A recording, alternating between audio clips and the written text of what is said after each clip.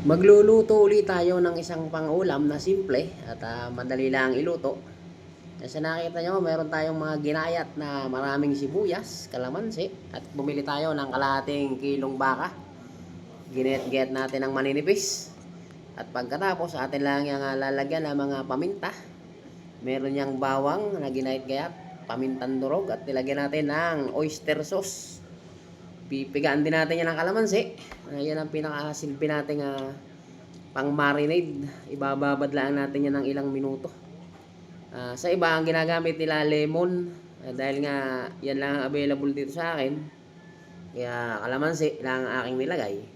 Nilagyan ko rin yan ng konting toyo, pampadagim ng kulay. Yan, medyo ano lang, atin lang babalik-balikwasin at i-marinate natin ng ilang minuto. Kasi nakita nyo, ayan na yung ating karne na minarinade.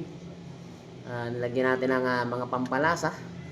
At pagkatapos yan, babawasan natin ng konti yung ating sibuyas na kadami. Yan, nakita nyo. Magigisa lang tayo ng konti. Yan, nakita nyo. Magigisa natin kasama nung ating minarinade ng ilang minuto. Siguro, matansya ko, mga kalahating oras ko rin i-minarinade yung karne natin. At pagkatapos, ating mga igigisa kasama ng konting sibuyas na yon. Atin lang aantay na medyo parang siya, maprito.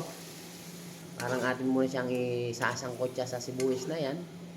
Yan may mga flavor na.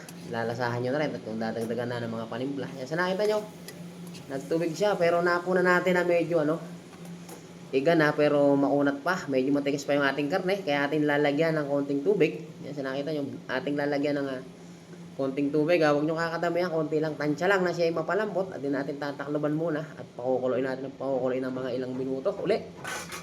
Pagkatapos nga ng ilang minuto, nakita nyo yung ating isinabaw na tubig ay medyo natuyo. Nakita nyo, medyo lumapot na yung kanyang sauce. Sa ganyan sitwasyon, yan ay malambot na. Nakita natin tikman natin ay malambot na. Kaya dadagdag na natin yung ating mga natirang ginayat na sibuyas. Yan, nakita nyo, inilagay na natin. Yung iba, ginagamit na sibuyas ay yung puti. Yung malalaking sibuyas na maputi, yung parang singkamas. Dahil nga ako ito lang available, red onion, yun ang aking ginamit. Yan, sa nakita nyo, luto na yan.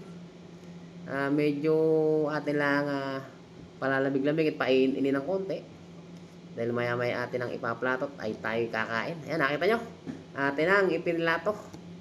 Dahil medyo tanghali na tayo kakain. Yan ang ating simpleng luto na kung tawagin ay bistek Tagalog. Ano pa? Pwede na. Kakain na tayo.